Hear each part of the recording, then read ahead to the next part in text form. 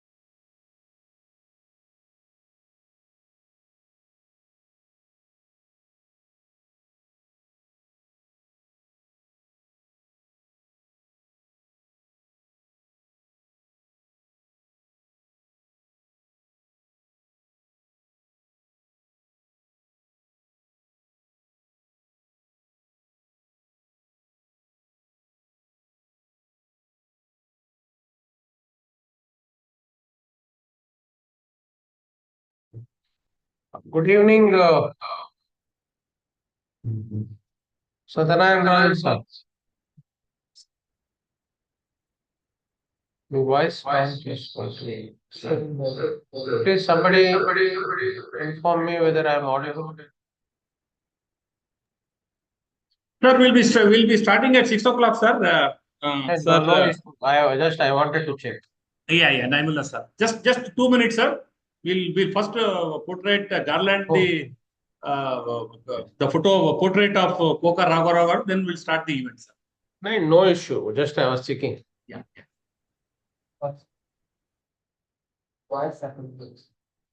Voice ఒకటే పెట్టుకోండి.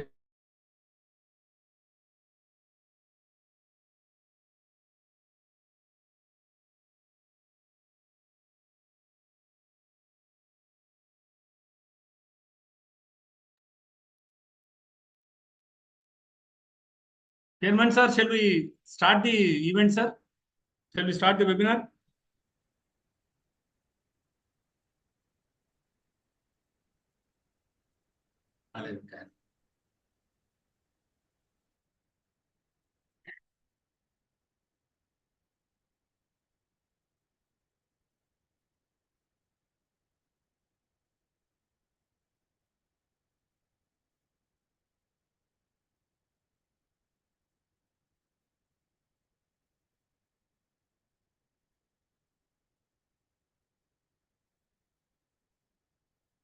ఏమైందంటే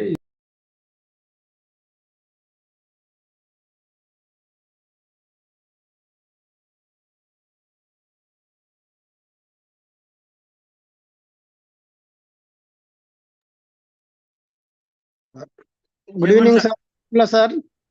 Sir, this is Venkat Subbaya, Chairman. Good evening Venkata Subbaiah garu. Thank you. So, thank you, sir. Thank you for accepting our request, sir.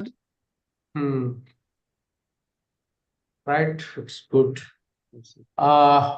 At least kindly let me know what is the time allotted to me so that I can be within the time. So, about 45 minutes, sir. Yeah, 45 to within 1 hour, right? Yes, sir. Maximum of 1 hour, sir. Maximum. Sir, Good evening, sir. ISN Raju, sir. good evening. Sir, Good evening. Sir, good evening, sir. Ramanujacharya garu, Professor. Right. Sir, sir, we'll be starting the event, sir. Before we start the event, sir, I welcome all the fellow members of Institute of Engineers, sir. Mainly, I welcome the chairman of the Telangana State Center, Dr. G. Venkat Subbaya garu, and the past chairman and the council member, Dr. Asan Raj garu. And we also have with us Professor Ramanjana Charil garu, and we also have Sitam Raju garu. And also Professor Dr. Ramna Nayak garu is also here, our past chairman, and the committee member, present committee member. And we should thank Dr. Engineer Naimullah garu for having accepted to be the keynote speaker for today's webinar. This webinar is basically in remembrance of Engineer Koka Krishna Rao garu. This is his 34th endowment lecture. Basically, the topic on this endowment lecture is perspective of public-private partnership in construction and maintaining infrastructure projects. Sir, before we remember his contribution to the Society and Institute of Engineers, we would like to garland his portrait, sir. We'll be off from the system for a second, sir. With garland, that will be portrayed through the link that you have been provided, sir. We'll again come back and join you, sir. Thank you.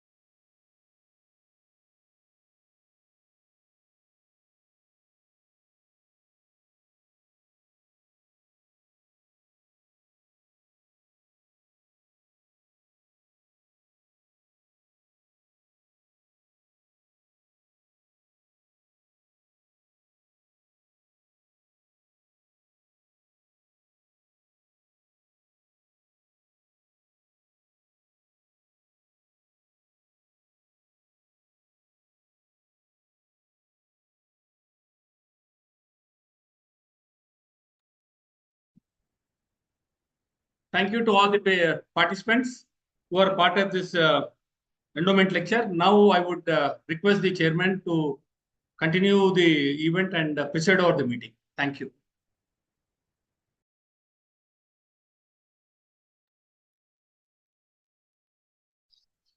Thank you, sir. Dr. K. Sitaram Babu, Honorary Secretary of IA Telangana State Center. So, respected keynote speaker, Engineer K. Naeemullah, FIE, Engineer in Chief R&B, MDR Roads and Buildings Department, Government of AP. Dr. K. Sitaram Babu, FIE, Honorary Secretary IA Telangana State Center. Engineer Mari Ramesh, FIE, Joint Honorary Secretary of IA Telangana State Center and convener of the event. Dr. ISN Razu, Council Member of IEI. Professor Dr. Ramna Nayak, past Chairman of IA Telangana State Center and Committee Member of Telangana State Center. Sitaram Razu Garu, Shankaraya Garu, SLN Shastri Garu, and Deputy Executive Engineers from AP. Family members of Engineer K. Krishna Mohan Rao Garu, ladies and gentlemen. Today, I am very happy to be associated with this memorable event. I deem it a great privilege to extend a hearty welcome to all of you on behalf of the Institution of Engineers, Telangana State Center, to the Engineer Koka Krishna Mohan Rao 34th Endowment Lecture on the topic Perspective of Public-Private Partnership in Construction and Maintaining Infrastructure Projects. I wish to inform the elite audience about the Engineer Koka Krishna Mohan Rao Gari Endowment Lecture. So, on the recommendations of a committee of hosts consisting of senior officers of Roads and Buildings Department, erstwhile AP with Engineer V. Raghavan, FIE, former Engineer in Chief R&B as convener, Engineer Muhammad Karimullah Khan, FIE, former ENC, etc. The erstwhile AP State Center of IEI has resolved in 1991 to organize an endowment lecture in memory of late Koka Krishna Mohan Rao Garu every year on his birthday, that is 23rd April. In pursuance of the resolution, the erstwhile AP State Center and present Telangana State Center has so far organized endowment lectures by persons of high eminence. I take this opportunity to say a few words about veteran engineer Koka Krishna Mohan Rao, FIE. Sri Koka Krishna Mohan Rao, born on 23rd April 1924, exactly a century back, on 23rd April in the year 1924, he born. He had his school education in Noble School and intermediate in Loyola College. He obtained BE degree from Guindy Engineering College, Madras. He joined the district board in 1944 as assistant engineer. He worked as deputy chief engineer for 4 years and promoted to the post of superintendent engineer, headquarters circle R&B, and served for 5 years. He was elevated to the post of chief engineer, PWD, Roads and Buildings and Administration in the year 1973 and retired in May 1979. Engineer Koka Krishna Mohan Rao breathed his last on 15th June 1990.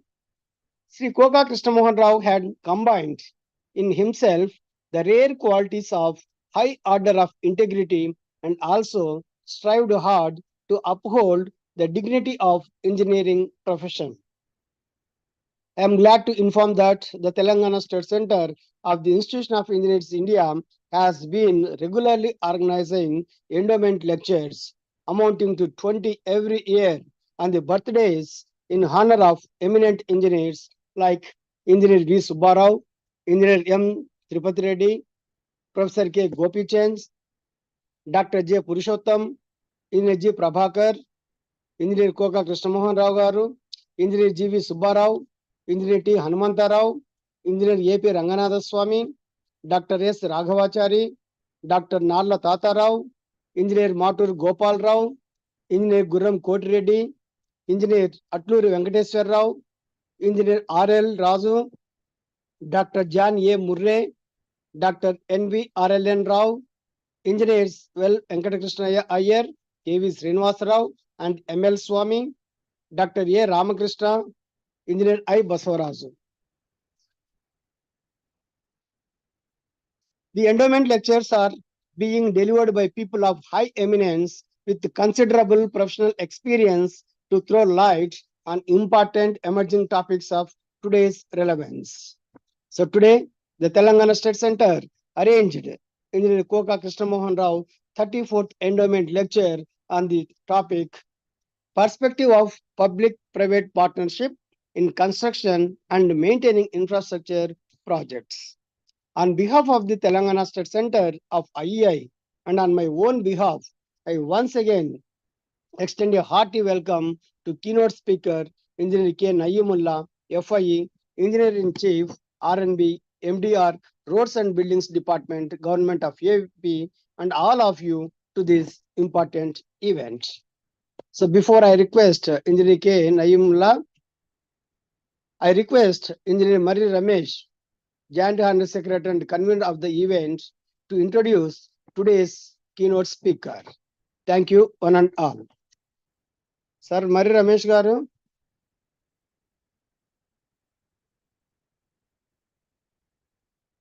Sir, Sitaram Babu sir.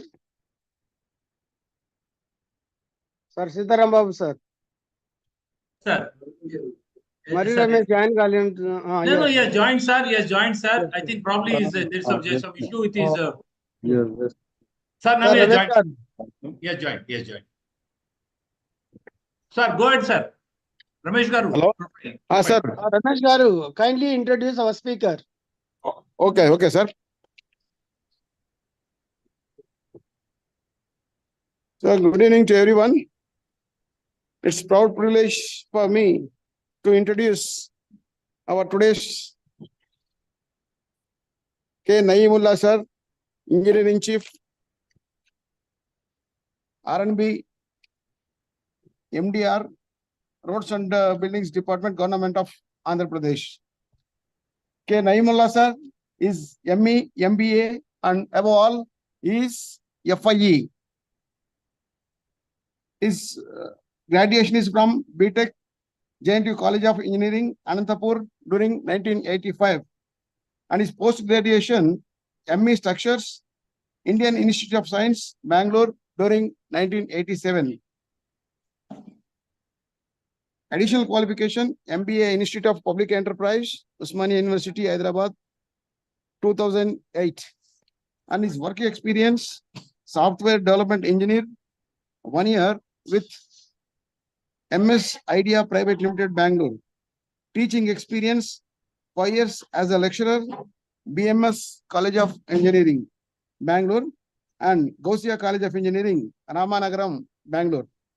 His experience in Roads and Buildings Department, Government of Andhra Pradesh is he worked as Deputy Executive Engineer for 11 years and as Executive Engineer 8 years.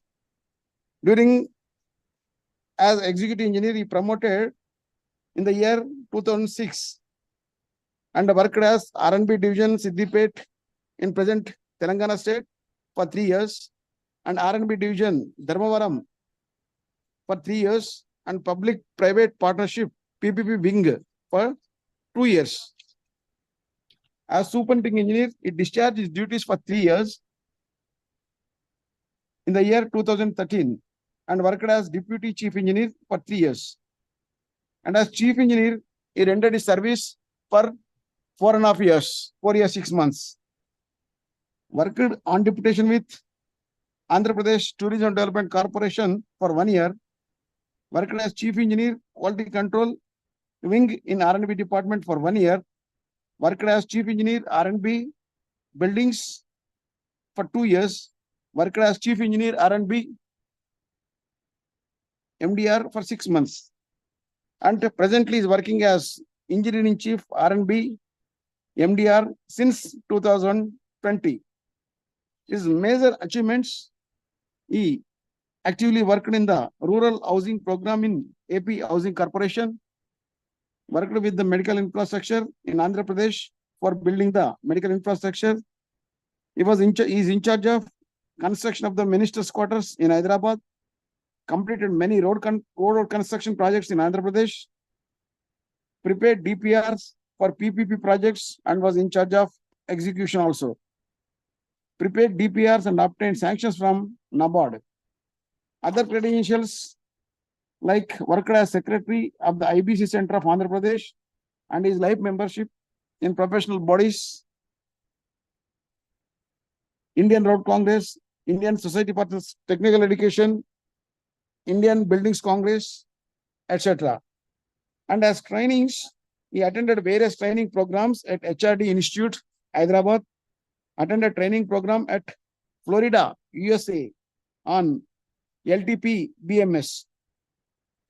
Sir has attended many seminars at state and national level, conducted many training programs, gave lectures at various organizations and institutes. So I convey my thanks to the chairman and secretary, honorary secretary, for giving me this opportunity to introduce today's chief guest. Thank you. Thank you, one and all. Thank you, sir, Mar Ramesh Garu. Now I request Engineer K. Naimullah Garu to start his presentation. Sir, Naimullah, sir. Good evening to all, and first of all, thank Mari Ramesh Garu for his kind words of introducing me, and my respects to Venkat Subbai Garu, Chairman, and Sitaram Babu, Joint Secretary, Council Member ISN Raju Garu, and other Institute of Engineers members. I think with a slight of the topic, like we will talk a bit about the occasion and then background of the subject, and then we will go into the subject. The subject as such is very vast and complicated. Only we will try to touch the periphery outline of it to have a clear idea of what it is. So to start with, as this is a endowment lecture, Koka Krishna Mohan Rao Garu. When I was working with in Hyderabad in headquarters circle, we had organized a seminar and honored the all retired engineers also in memory of Koka Krishna Mohan Rao, and we have heard a good lot about his discipline and his technical capabilities and authority that he used to command in the administration. So exemplary talent that he has got and the precise engineering skills he has got has earned him good name. And generally, after Moksha Gundam Visvesvaraya, we were told that he can be taken as a role model for the people who have seen to follow at least some of the good qualities he has practiced and lived. So that is our tribute to the great soul for what all he has done for the engineering community. Now, coming back to the subject, this is a either I can say that very simple subject of paying road, building road, or doing something, but if you go into it, it is a very complicated thing. We will go in the presentation, probably I'll try to touch upon that. How I have got, you might have read about my biodata that I was working with the PPP cell, wherein we were formulating, preparing DPRs, and then executing three projects were going on. One is Nam Road, Narkatpalli, Addanki, Medarmetla, that is around 1500 crore project for 200 kilometers. Another project was Rajiv Rahadari, that is 200 kilometers, that also around 2000 crores, and the Godavari Bridge, Godavari fourth bridge, which is costing around 800 crores. These are all the projects that were taken up by under PPP and successfully completed, though there were some hitches.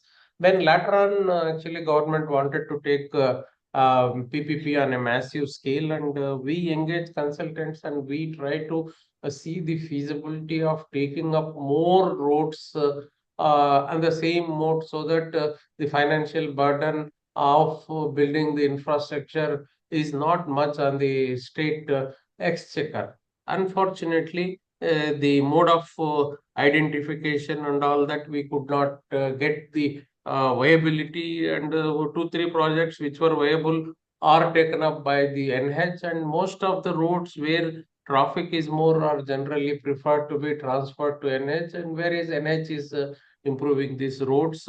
For your information, every year around 50,000 crores is the budget for the all the projects put together from the NHAI. So vast investment is going on in the infrastructure. So with this background now, we will try to understand the concept. Now, we have not gone very much into the PPPs. There are many successful PPPs, many PPPs stuck. Let us try to understand this. I can say that I am not a very great expert or the authority in this. Maybe I am also a learner. So I wanted to share what all I know, and somebody supplements or somebody adds or somebody corrects. I welcome wholeheartedly. And actually, I was away on some personal work, but our Rajgaru insisted that this lecture I should take. So I cannot say no to him because he is known to me and he is my big brother. So I have to accept. So maybe I can say that what all effort I have to give, maybe full-fledged effort I have not made, but to take you to understand the subject from my experience and from what is there in this, I'll prepare maybe a short note or a paper like kind of thing I will give you to Institute of Engineers so that that can be circulated or printed. Anyhow, presentation I will be giving. So there is not much which has come like very technical. This will be a common, but it is good to understand the intricacies. Though we know outline, if you go deep into it, this is a very complicated subject, and running it is very difficult. Conceptualizing, maintaining,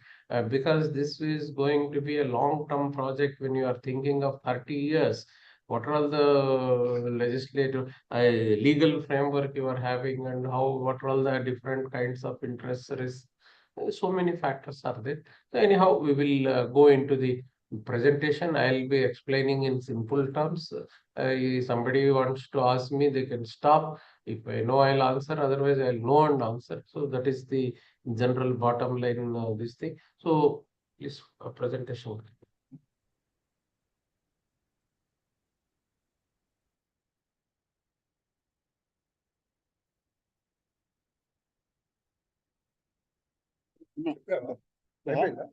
చెప్పేసిన introduction okay ఇంతకు చెప్పిన start అయింది నీ పని ఏముంటుంది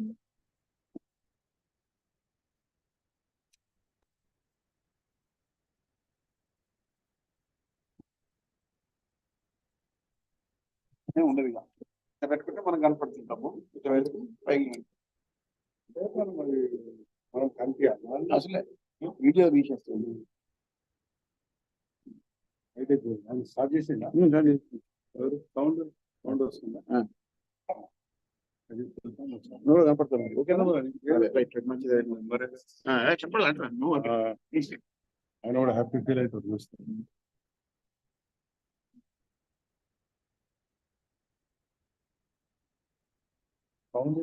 వాళ్ళు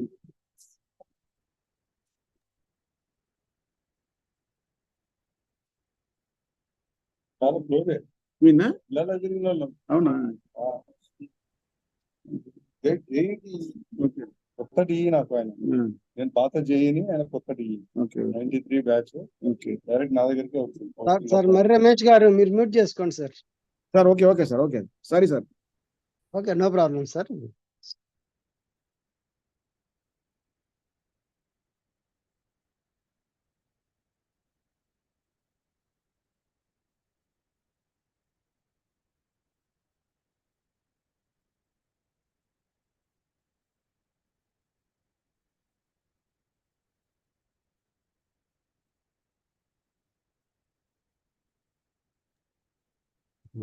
Share.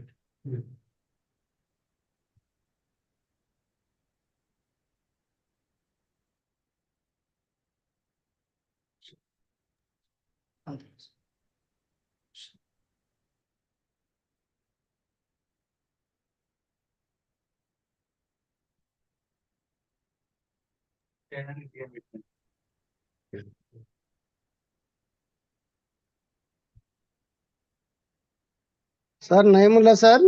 Is it visible? Sir. Yeah, it is visible, sir. Second, I should have control. I think, shall we start? Yes, sir. Yeah.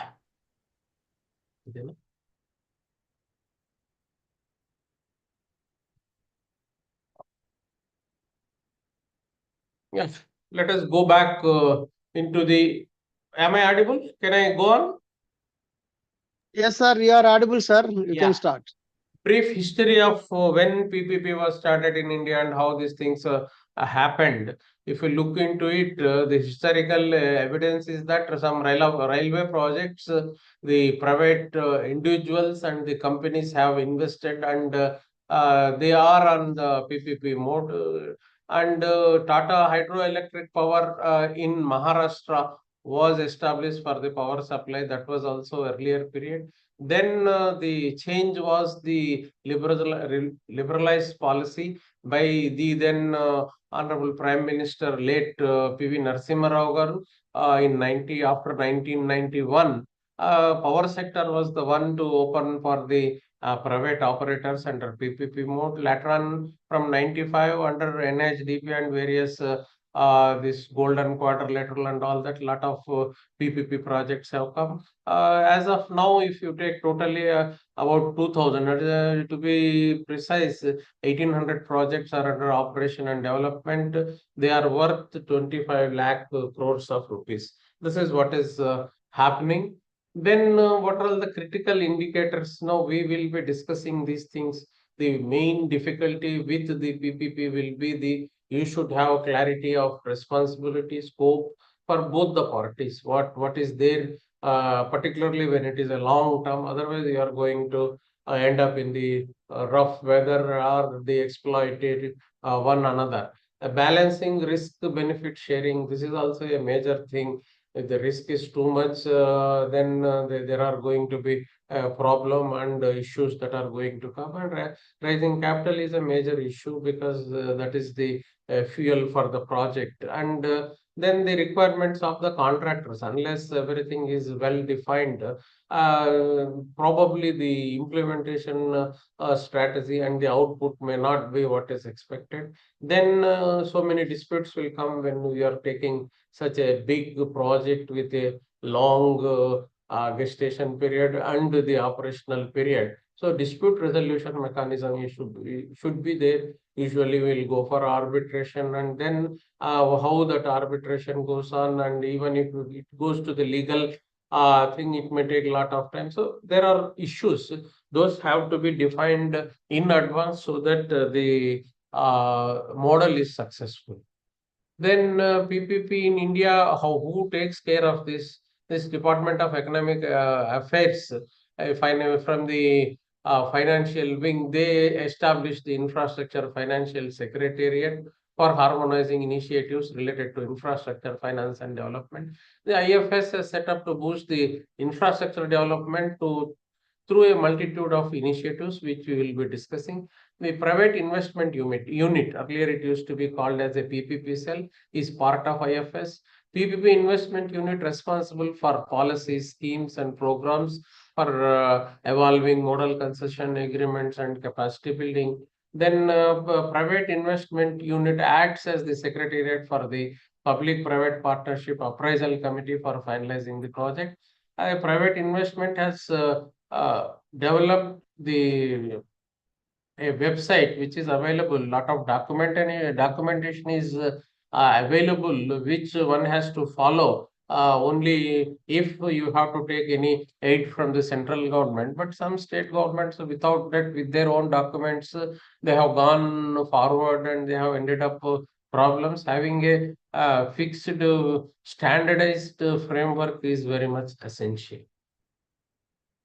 Then there are many successful projects to name. I think Mumbai Pune Expressway was totally developed, which reduced time and travel time and comfort.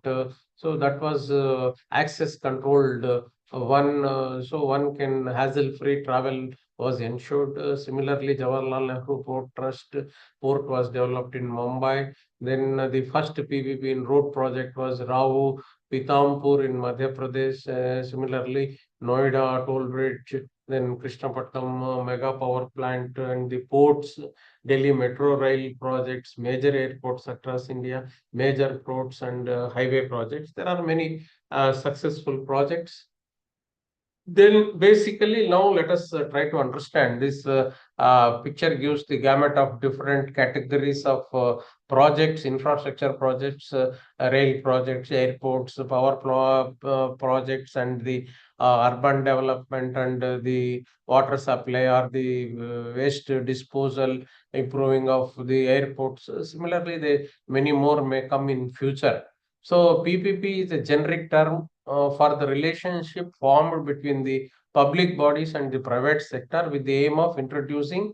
So what is that we are looking in PPP is the private sector resources and our expertise to provide and deliver public sector assets and services. So this is the technical definition kind of thing. What it means is somebody has to put the money and let us not have the constraints. Some innovation is to be there, efficiency is to be there, which otherwise government could not spare all these things for various reasons. Because of the welfare schemes and all that paucity of funds, they could not invest in big projects.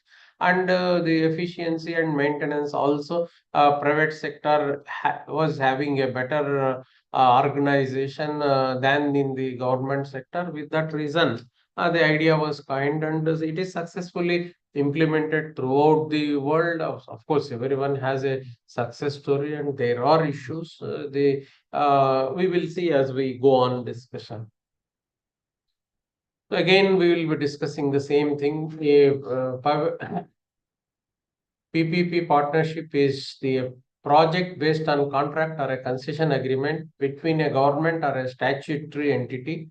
Statutory entity is a municipal corporation or some other corporation or a quasi-government body on one side and a private sector company on the other side for delivering an infrastructure service on payment of user charges or on annuity payments. So this is the crux of the problem. We need to define what is the how money is coming back to them and what is that they have to invest. For that, there are various studies that has to take place for the viability and justification of the projects. With that, we will also discuss. Most common PPP delivery method use are design, finance, build, operate, and transfer. These are all the operations, but slightly with variation of fewer one or two items. The different models have come up. So key issues addressed through PPP is we admit that there is a shortage of resources with the government agencies and the private sector. If a profit is shown to them, they can organize and deliver the good. So which is required mandate of the government to give it to the public. So this way we are using the private expertise and trying to give them good service with nominal charges. That is the ultimate motive of this particular model of. Then PPP is a method of service delivery that involves private sector in the provisions of traditionally public service. Earlier, the government used to provide service. Then now we are changing it to private sector. PPPs emphasize service or capability that the public sector requires from the provider. So what is that we are expecting from the provider? Then this is a perform-based contract in which private sector accept the level of performance and the risk related to it. So both he is accepting. So that for that we are paying him. Then generally the PPP arrangements are long-term basis. Short term, we will go for other forms of contract where we go for the lump sum contract or item rate contract. Then we go for the EPC contract. Then we go for annuity contract. So this is a model is for long term bigger projects. We will be choosing PPP. Then this is a PPP is a new approach to infrastructure service delivery. And what are all the things we are expecting in this is maximize the value of private sector involvement in infrastructure service delivery, coordinate infrastructure planning, develop market capacity, educate the community, shift mindsets regarding government's role in service delivery. Then main characteristics are private sector involvement is there, more focus is there on the outputs is there, optimal private public risk allocation is there. This risk allocation also, what are all the risks, how they are allocated and how they are going to affect the project. Briefly, we will discuss. This is a long-term project. Then key advantages of PPP. This is a reduced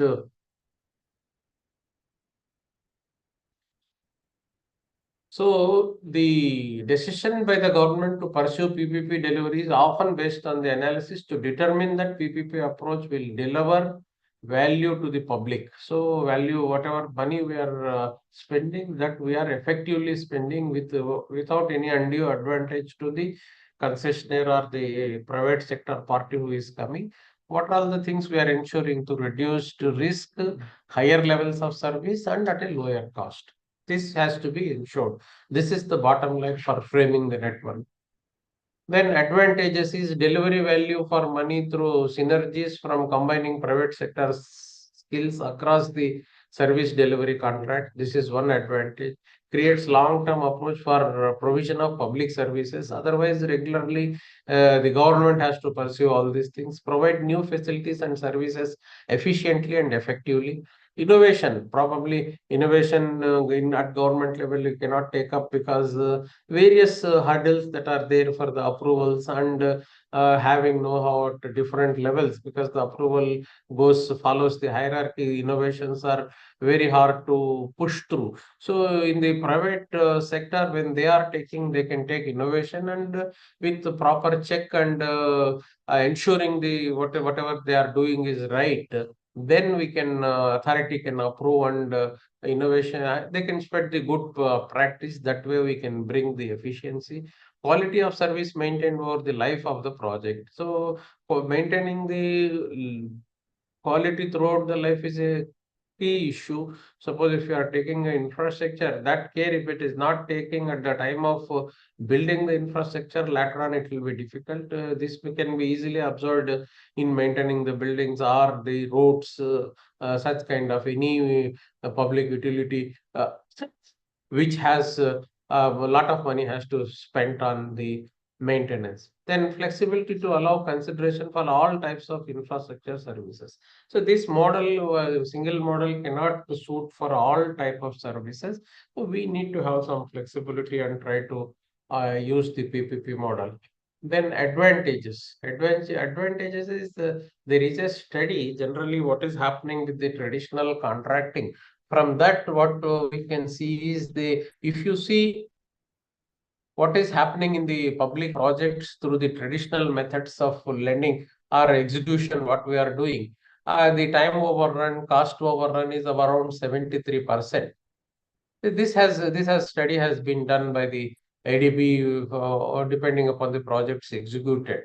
So if we critically see the PPPs, the time overrun and cost overrun, time overrun is about 24%, cost run overrun is 22%. Drastic reduction of redundancy or the delays or the escalation of costs is achieved because another party is involved and he has to bear that risk. So that way it is there. Even though it is a reduced thing, we cannot say absolutely it is the ideal and it is the method. There are pitfalls in this also. Then because the risk is to be borne by the private sector, they'll try to reduce the risk. So what we get finally is the improved services, innovation, and this will be a catalyst for public sector reform. If a project is constructed and executed ideally, then the public sector can maybe try to improve these systems so that they can also perform at the same level. And this allows public sector to focus on key activities that are consistent with long-term policy priorities. So essentially, the same thing is shown in the form of a diagram. What each entity does. The government or the statutory entity which is going for PPP, they will sign a contract and they'll pay get some royalties or some premium they have to pay. User, what he gets the services and then he pays some charges. The stakeholders are the investors and are the concessionaire or the contractors. So they efficiency delivery and resource mobilization they will do and they get their profit share. There are now in number 8, we need not stick on that. These are all the methods. Generally, if you observe, there is a small variation in this. General thing is the first one is the most generally accepted. Concessionaire and undertakes the construction come maintenance and recovers the cost through tolling. So this is the one. Then places where we question of viability will be discussing after a few minutes, where we have to check the project whether it is viable or not. Then the viability gap of funding is to be there. Otherwise, nobody will come forward. They'll conduct the study on the project when you give want that in the market. All the agencies will conduct the studies only if it is profitable. Then only they come forward. Then another thing is grant. So for filling that gap, we have to give grant or subsidy. Then another model is annuity model, wherein the concessionary will complete and we will do instead of user charges, we will annually we will pay part of the money, so that either it can annuity can be planned for 10 years, 20 years, and each year we will be paying what is due to them. Similarly, this build, own, operate, transfer, and build, own, operate, build, own, lease, transfer, build, own, operate, and maintain, and operate, maintain, and transfer. So these are all the different models depending upon the type of the project and type of the requirement. Once a infrastructure is built, depending upon the need for that infrastructure, model can be adapted. Then again, if you go how it is executed, whether we are what is the concessionaires, we call it as a contractor, and how does he execute directly, whether we will sign an agreement with him or not. If you go into it, it is like the public sector will go for a special purpose company. So the contractor or the concessionaire will form a special purpose vehicle. So this special purpose vehicle is a company registered under the Companies Act, and this will equity will be given by the investors or the concessionaire. Then debt financing by the banks. This is the investment. Then they will engage either EPC contractor or lump sum contractor. Then they design consulting firm for designing all those. Then they may give for a subcontract. This is how it is executed. And then the operation and maintenance also will be taken up. Facility management provider, they can sublease this, and entire thing will be a tripartite agreement will be there. Banks also will be involved. All the cases way, whether you have to close the agreement, terminate the agreement, all the classes are laid down, and these are all formed by the planning commission, and from the PPP cell the document will come, we have to follow. Otherwise, these are all the big projects running into thousands of crores and the legal complications. It is a this way it will be a complicated one. Then what is that it is happening? What way it is good for the public sector? What is good for the private operator? So public sector can financial elevation, more efficient use of public funds, because private investment we are inviting a speedier completion of projects, because the time is money for the contractor and he will put all the resources, try to complete the work at the earliest, so that he can start collecting revenue. Reduction of project risk, different risk we'll discuss again. Safeguarding, optimizing public tasks and responsibilities. Exploitation of private know-how, elevation of operating duties and responsibilities, image increase for the public sector, because we are giving a good service. Then this will definitely have a incremental economic value. For the private sector, why should he come and take my projects?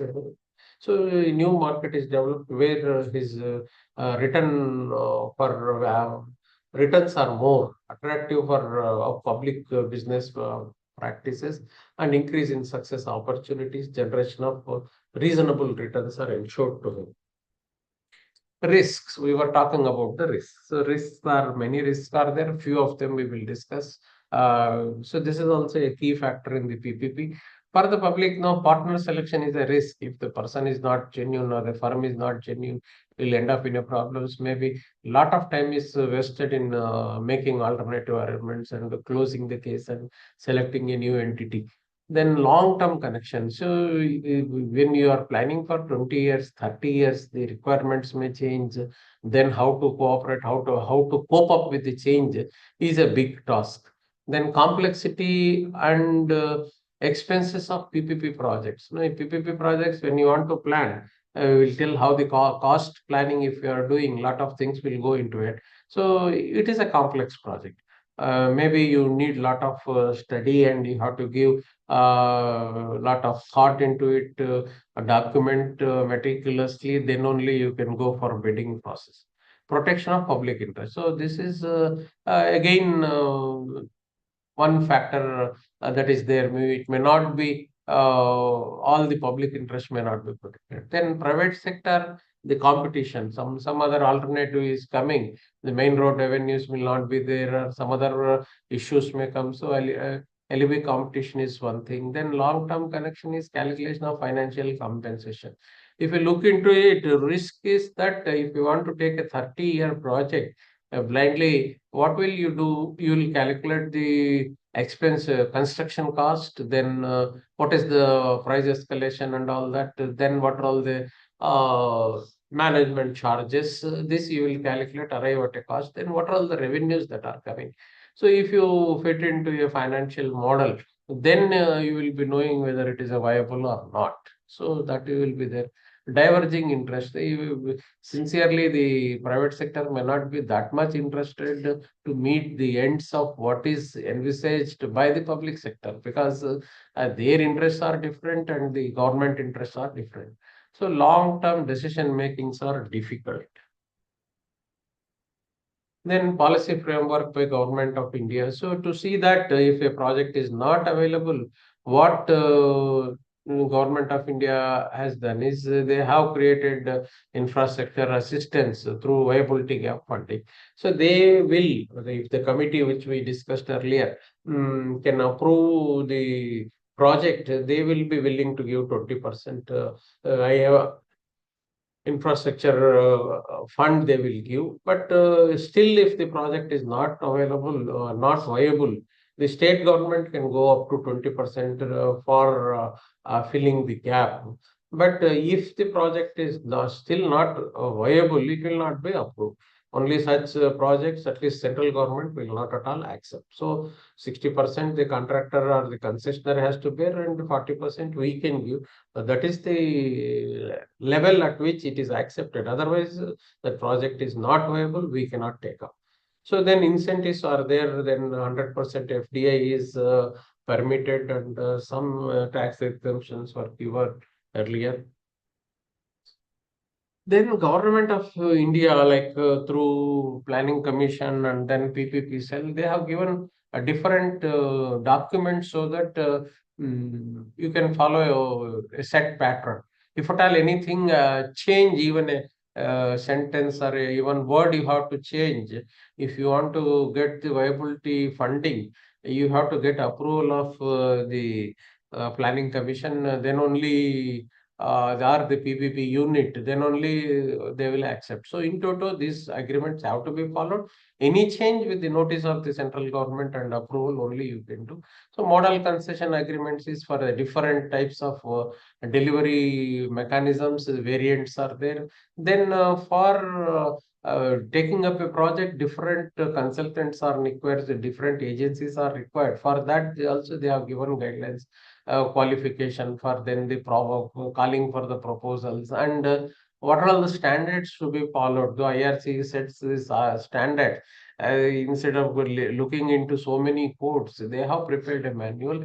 If you want to go for 2-lane plus paved shoulders, what is the specification and what is the standard to be followed? That is there. And similarly for 4-laning, Then you want to have the technical consultant. For that, how you have to go for request for proposal, what are the conditions you have to lay down. Similarly, for engaging legal advisor and financial consultants, even the feasibility study consultant, or any consultant, they have given guideline documents are available. See, project development process. This initially project development, then techno-economic market assessment, techno-economic and market assessment will be made. So the project should be technically feasible and then economically feasible, and then there in the market somebody should be ready to take this and execute. Then legal documentation, then policy amendments that are required and the notifications that will be given, contractual institutional form framework. Then delivery search, developer search. So developer search is once you have finalized everything, somebody else is going to do this. You have to find out how do you search. So you give a call for expression of interest. Somebody, I am having this project. These are all the advantages. Is anybody interested? So please give us all the details. Then we call for the request for proposal. Then we have the pre-bid conferences, and then proposal evaluation, finalization of developed, and finalization of agreement. So this is a developer search, and then we go for marketing communication. How do we do? How do we take all this? Go for one-to-one meetings, direct mailers, media release, road shows, investor conference, and consortia formation, facilitating consortia formation. So all these efforts we will be taking. Then government approvals, facilitation, decision making will be there. So this is the process that will development process that will go. The feasibility study is done initially. That will have components of detailed traffic studies, engineering surveys, investigation, environment and social screening, outlining of design proposal, preliminary cost estimates, economic viability, and financial viability. Evaluation of technical feasibility. So technical feasibility, HMD4 model to conduct the economic analysis of the route, which is to finalizing the route, which route is the optimal. You can use the HDM4 model and conduct and finalize the optimal route if at all you are selecting a new route. Then the model requires classified traffic volumes, both existing and forecast vehicle fleet data, and detailed engineering data relating to existing road and the existing and future maintenance and repair regimes, including costs. So everything should be covered. Then we have to check economic internal rate of return, EIRR, and the net present value, cost benefit ratio this year. Financial feasibility. So financial feasibility is closely linked with the cost requirements, capital and running costs, and future traffic flows and revenue. How much we are spending and how much we are coming. Financial model, if you are taking, it will help us to determine the following under the commercial format. So different user fee scenarios. So again, when you are studying, you will not study with one parameter. You will study with traffic difference in traffic volume and difference in user fee collection, then funding options, different user fee scenarios, funding options as packages and private partnerships with government participation also if required. So the evolution, the process evolution from 1990s, how it happened, most project procurements were through MOUs. So the MOU was signed and they used to do the projects, but they have run into rough weather because the MOUs will not be sufficient for catering the complications that will come in the execution and during the construction and maintaining of the project. In many cases, joint venture also will set up, but many of these agreements got into trouble. Even today, the MOU is not entirely dead, though it comes with other gaps. So somebody want an easy contract, go for MOU, but not preferred technically. Then, as we said earlier, government and state governments have put in a lot of thought on PPP plans. The Planning Commission and DEA have standardized very large set of process documents, set in place guidelines, and transparent processes are strongly advocated. Many government GOI support schemes are not available if procurement is non-transparent. Some departments still follow the process that is not very transparent, especially if there is no central government funding. Swiss challenge and Sumoto proposals, joint ventures or joint development are the some of the other methods that are taken up. So request for proposal, how we go ahead, the what all the things are there. Shortlisted bidders will be issued require for proposals. Bidders need to quote grant or premium. Either they want money from the government or they are going to give premium. Then bidder who quotes lowest grant or the highest premium will be awarded. Premium is generally revenue sharing for certain period of time. So this again, when there is a changing scenario of the revenue earning, we have to think of mitigating the risk through revenue sharing, but that is also a tricky issue. Both the parties have to accept. So you have to have set certain limits. If the traffic is crossing certain limits, whatever we are designing above that 5%, 10%, beyond that, whatever you are coming, 50-50 we will be sharing. And if it falls below 10%, then we will be compensating you. Some gentleman agreement in win-win situation will take you to a good position, but otherwise the contract will end up in execution. If you are going, awarded bidder shall incorporate a special purpose vehicle. I think this I have emphasized. It is called as a SPV, some road project with that name, and not the existing company. A new company will be formed. SP is known as the concessionaire. Shareholding of SP is stipulated in the RFQ, RFP, and MCA. So you need to have who is the shareholder and all that. Each consortium member shall commit at least 26% of equity in SPV during construction period. Then what are all the issues? Then there are some issues, the model documents to be revised, and the RFP, I think need not discuss at present. Then if you go for PPP issues, then annuity works are taking up on PPP. There are no standard formats for that. The documentation is yet to become. For DFR of annuity works, format required for selection options of after financial analysis. Then land acquisition, can property owners be included in the project to reduce delays, cost escalation? That is the question to be examined. Additional revenue streams, land and space concessions, environmental services. The problem here is like PPP issues we are discussing. If a project, if you can complete on time, it can yield results.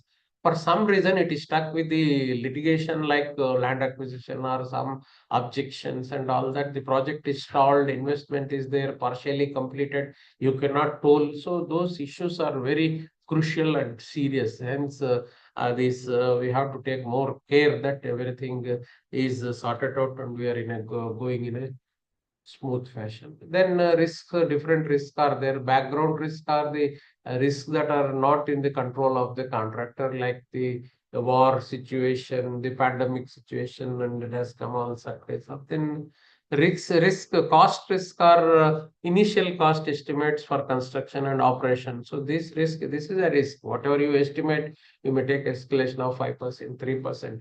Ultimately, because of some change in scenario, world scenario, the fuel cost may change and the cost of the work may change and your project cost changes, because 30 years you are bidding and it is very difficult to go for the exhaust. So that risk you have to take.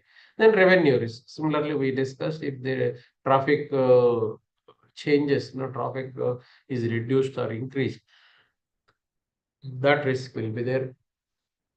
So this is a risk and time. What are all the risks will be there? When a project you are starting, there is no risk. Once you start, the financial risk is there. Whether financially you are tying with the banks or not, you are investing with their equity. Then land acquisition and all that, whether happens or not. All the problems related with the construction, all these things will come up in the beginning. Then when it is going for COD, commercial operation day, there may be some delays which may cause loss, and then refinancing risk. There may be some problem. The banks may not be willing to continue with that thing. Then traffic issues, all these things will be there. Once the operation phase coming, the risks will reduce. Then you have to maintain the quality standards.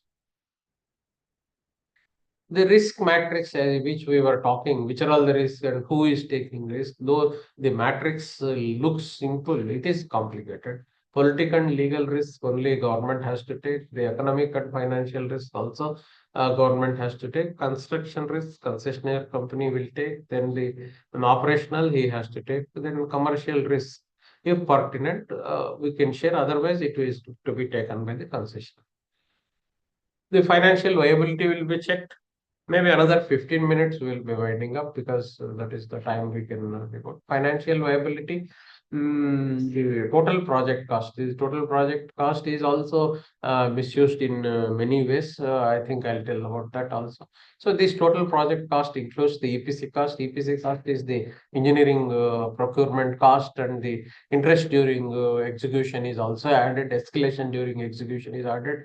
Financing charges was added. Of course, maintenance, whatever that is also added, so that though maintenance is kept separate, the total project construction cost, all these things are added.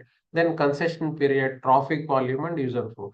Three of the four state parameters are predetermined: user fee, traffic volume, concession period. So capital cost is the only variable that is available for bidders. That is the reason why whenever when we are planning a project, when we go with not viable, we'll take up some bypass underpasses, we will take up some service roads. So this type of reduction or cutting short of some of the expenditure will make the project viable. So if required, we will be doing that. So otherwise, the project will not be viable, and government funding has to happen.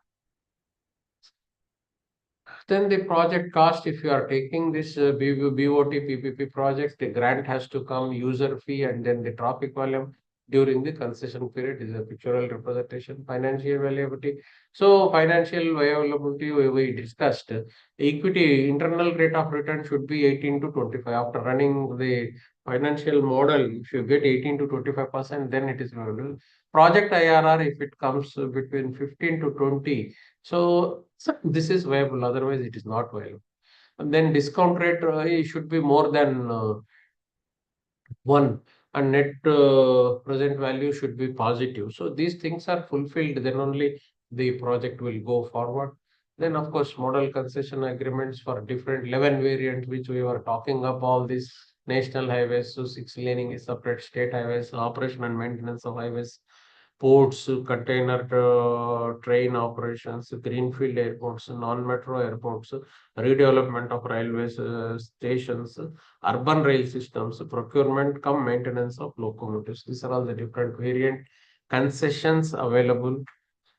PPP initiatives, some initiatives are taken up, particularly solid waste and the water supply. They are not very successful. India's first industrial solid waste project, Dundigal in 2002, project cost 36. So the biomedical waste management facilities, that also is taken, but that is not running in a very good success. Not many PPPs are coming in this. Only highways and bridges, of course, a lot of projects have come. One such thing is the Hyderabad Outer Ring Road and bypasses and bridges. Of course, major airports, then seaports and other these things. So all like SEZs and Fab City, the Krishnapatnam Port, Gangavaram Deep Water Port, Kakinada Deep Water Port. These are all the good examples of good initiatives. Then RDC, initially I discussed that 3 projects we have taken up. All the 3 are completed and now in the operation stage. Actually, I need to discuss each project, what are all the difficulties we have faced and how we are looking. It will take a lot of time. I think at present I may not be doing. If somebody is interested, I'm interested in taking more technically into deeper aspects of this. So some projects in pipeline to understand still how many PPPs will come. Indian Railways launch bidding process for 150 passenger trains with estimated investment of 30,000 crores. Railway station improvements are proposed with 10,000 crores for the 12 railway stations. In highway sector, the NHDP 3, 4, and 5 and 6, in 3 10,000 kilometers 4 laning, and in 4 20,000 kilometer 2 laning, and 2 laning is always 2 laning with paved shoulders. NHDP phase 5 is 6 laning of selected high traffic corridors, and of course expressways where access control expressways for 1,000 kilometers, and NHDP 6. Some shortcomings are there. This I think I don't want to focus much, but only I'll say what is required. Why, in what way they are going wrong. I need not emphasize. Successful PPP projects required a modern and independent regulatory framework, a quasi-judicial arbitrator, demonstrably independent of the government, who would set standards and the tariffs, hold contractual parties to account and act as a pivot on which conflicting interests would be transparently balanced. I think this statement is most ideally made far from the practical consideration. That was a tough task in the colonial, feudal administration and judicial environment of institution deficient India. So I don't know whether I can admit this or not. Retired bureaucrats staff newly created regulatory institution as an extension of long years of government service, even as big corporate players undertook familiar regulatory capture. So they are also coming into that. So likewise, there are issues. I think last point I'll leave it to that. This is a political capital deficient government looked as the old nexus of politicians, bureaucrats, big industry made merry in crony capitalism at the cost of public interest. I think I leave it for your understanding. So some projects summary I have given, I think it may not be directly interesting. I think statistics, somebody interested, you can go to the PPP India website and try to get in different sectors what is the PPP investment is going on and how things are happening. Similarly, this is uh, economic affairs summary of projects by the partnership appraisal committee, which recently they have done. Then this is number of projects and okay, of course. I think I'll end up with some good photos of PPP projects successfully executed. In conclusion, PPPs effectively contribute to the rapid and sustainable socio-economic development of the nation, even though it is not an ultimate goal. Thank you. Thank you. Thank you very much, sir. So I request participants, if any queries are there. Yeah, I am here to answer. Yes, yes, sir. Maybe stop share. Yes. Any Sir, I am participant? Dr. ISM Raju. I would like Yes, to sir. have one thing. Sir, to my knowledge, some of these infrastructure companies having executed these PPP highway projects, they have become financially bankrupt. So correct, what exactly they might reason? I think one such company is, two companies there, like that many companies are there. So in that backdrop, now the scenario is whether the companies are coming forward to take up this PPP model, especially in highway projects. Yes. So what you are telling is 100% right. One reason is that they have successfully executed few projects and ambitiously bidded for many new projects. When you go for a project, any one project is stuck or a particular project is stuck, that is going to end up the finances and all sorts of problems. So once ambitiously you are going and bidding at premium, or then you end up with some problem and project is not project is held up because of some issue and you have taken capital and you have to pay interest and all that. No, likewise, 2 3 problems you are set and you are gone. So the risk management, they assume that all the risks they can manage. So that is the difficulty of this. No, it is not that simple straightforward thing to take more projects like contracts which our contractors are taking. It is not a similar kind of thing. This needs more a systematic understanding of the system and following, and on either side, like now if the government side also, if you are not cooperating and not doing, then the project is stuck, means gone. 2 3 projects are stuck, company is gone. You are right. I think some of the ambitious companies only fall into that financial trap. Yeah, Yes, like you can see the Hyderabad metro thing. Mitas had quoted so much of premium of 10,000, I don't remember, 10,000 crores. But ultimately, that was not viable, and the government has to give, and again, new contractor has to come. Had they gone, they would not have. So that was yes. the issue. Thank you very much. Sir Gopalakrishna గారు ఏదో చెప్తున్నారు, మీరు unmute చేయండి sir.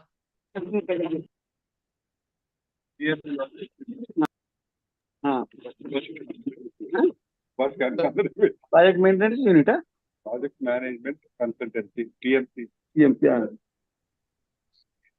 అలానే MB రాయాలంటే technical చేయాలంటే అన్ని ఉంటాయి.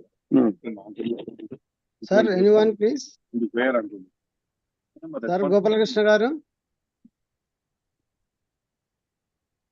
Sir, Unmute చేయండి. there is one chat message, sir, from Shankaraya garu. Let So me actually, let me see. Sir. Where is the chat message? ఎక్కడ ఉంది Chat message. chat message? Otherwise, I will read out, sir. No, just I'll see that. No, yeah. Okay. Question, yeah. User fee, what is the duration of the project? Why not PP is not suitable for residential project? Question 1, what is the question 1? Yeah, what are all the factors to be considered while selecting user fee charge? See, it is like no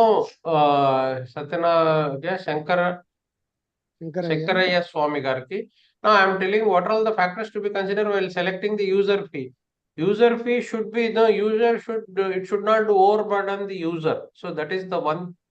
What is the service we are giving, and it is a delicate issue and cannot decide. If you are spending some money, that divided by so many years and all the project costs, some amount will come.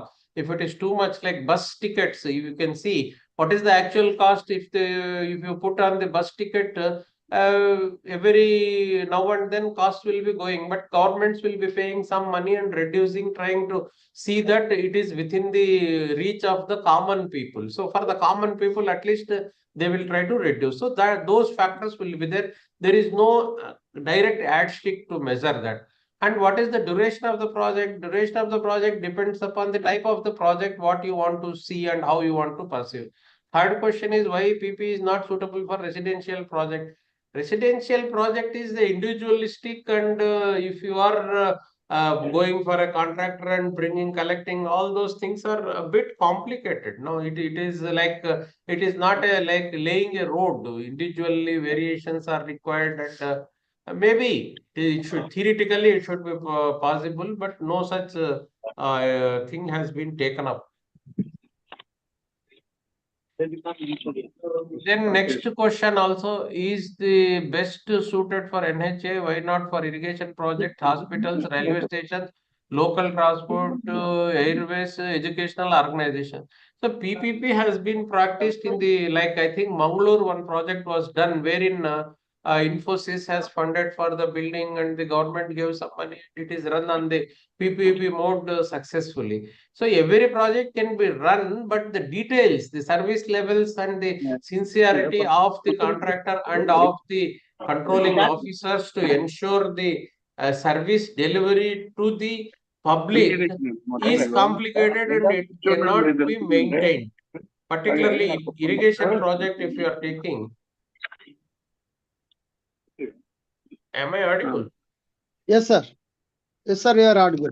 Sir, everything is possible, but only thing is like railway stations, they have taken up, local transport, anyhow taken up, airways is taken up, educational organization, where the delivery has to be precisely measured. The service standards have to be set and compliant within the reach of the persons to whom we are giving. These are all the rudiments or the constraints that we only if you can do this in a systematic way, anything can be done, but that has not been done because of various reasons. As I told, water supply and sanitation, many places they have started, not gone successful.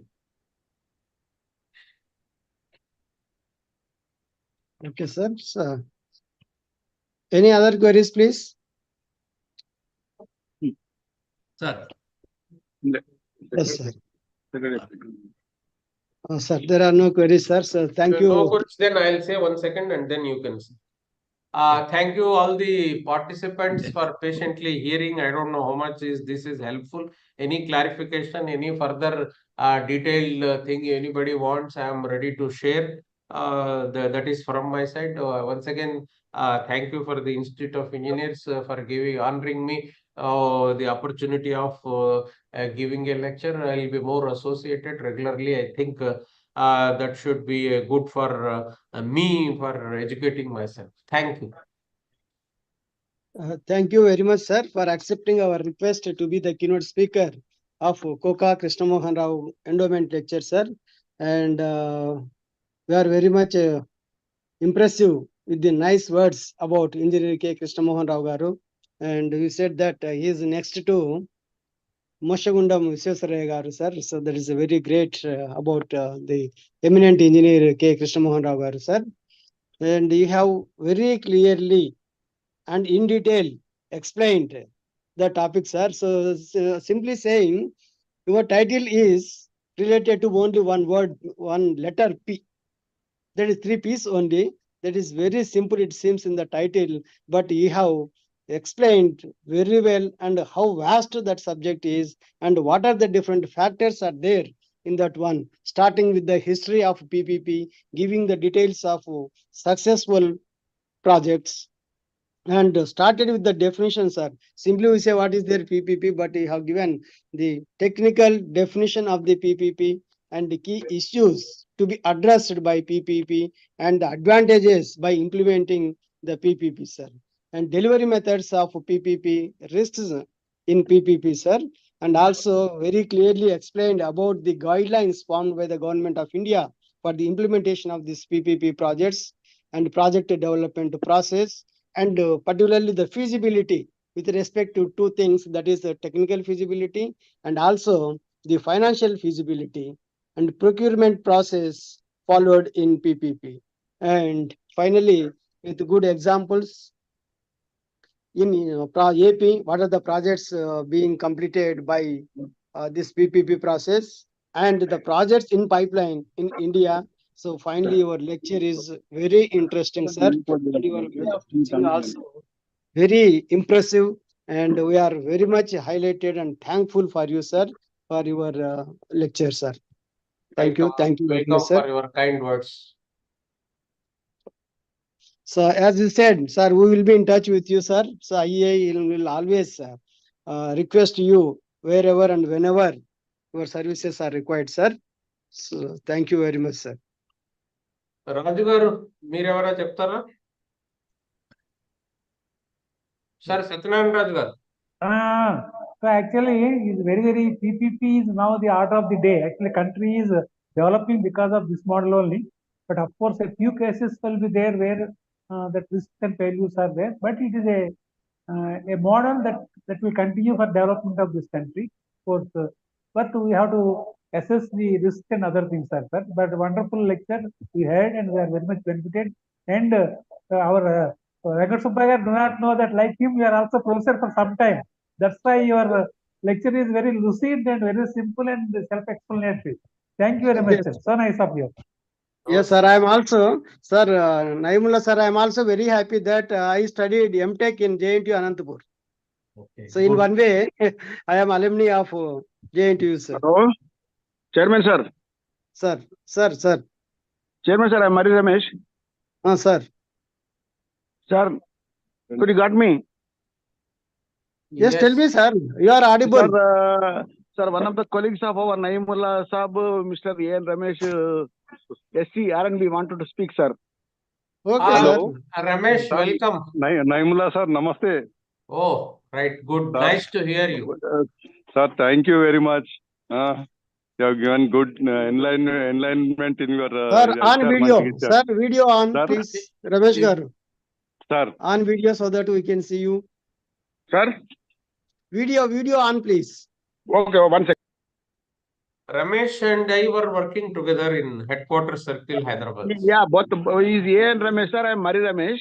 Yeah, I'm talking I'm about presently A.N. working as visit to Honorable Minister, sir, for Prohibition and Excise. And our A.N. Ramesh retired your SC, sir, your colleague. Of course, I think he is your batchmate. 1 second, sir. I'll switch on the video, please. Switch on video. Please, So sir. that 1 they second. can see after a long time, sir. Give me 1 second, sir.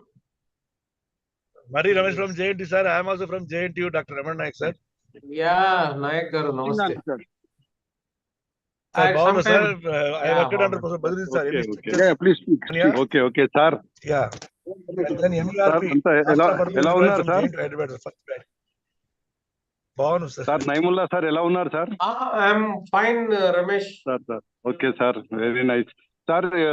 ఇంకా ఎప్పటి వరకు ఉంది sir service? Next year June I am next year sir. retiring. Okay sir, we will come sir. నేను మరి రమేష్ మీ దగ్గరికి వస్తాం some time. రండి, విజయవాడ. లేదు నేను అక్కడ వచ్చినప్పుడు కలుస్తాను. ఓకే, కలుద్దాం let us be sir. meeting. Yeah, okay sir, okay sir. Thank you very much sir.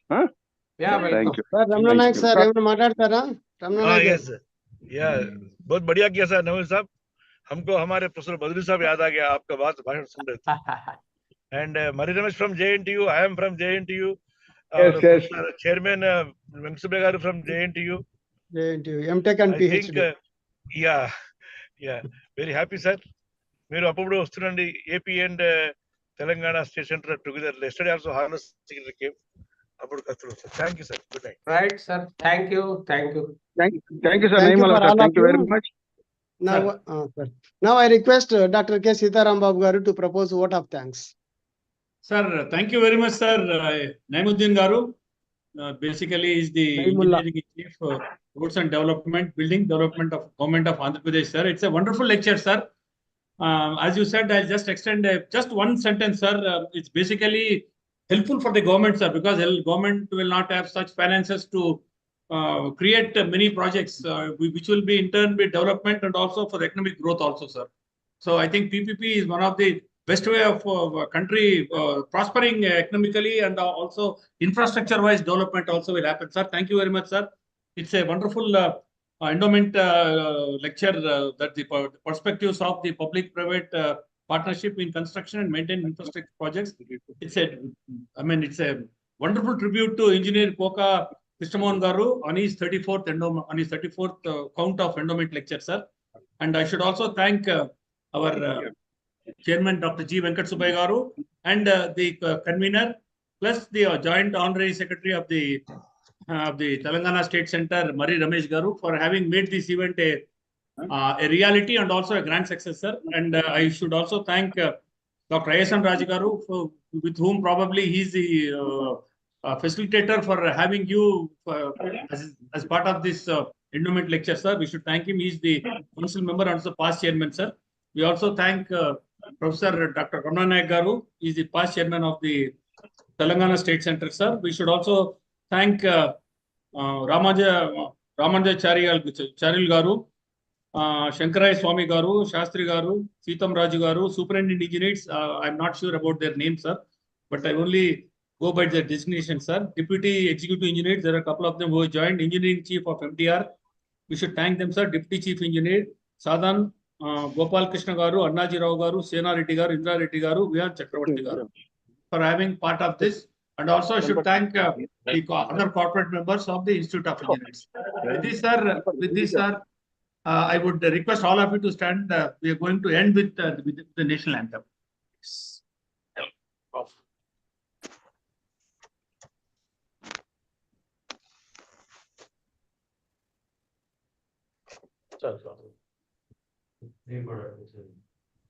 जनगण मन अधिनायक जय जय हे भारत भाग्य विधाता, पंजाब सिंधु गुजरात द्राविड़ नौगढ़ वरुणा विंध्य हिमाचल यमुना उच्चल जलधर तव शुभ नामे जागे, तव शुभ आशीष जागे, गाहे तव जय गाथा। जन गण मन नायक जय हे भारत भाग्य विधाता, जय हे जय हे जय हे जय जय जय जय Jai Hind. Jai. Sir, once again, thank you for all of you, sir, and particularly Thank you, sir. Naimullah, sir. Thank you, sir. See you, sir. See you, all of Okay. you. Bye, Thank sir. you. Thank you. Bye all. Bye, Apurva.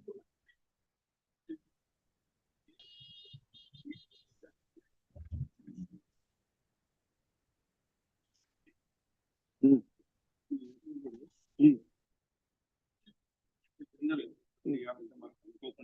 Hmm. Laptop పెట్టుకొని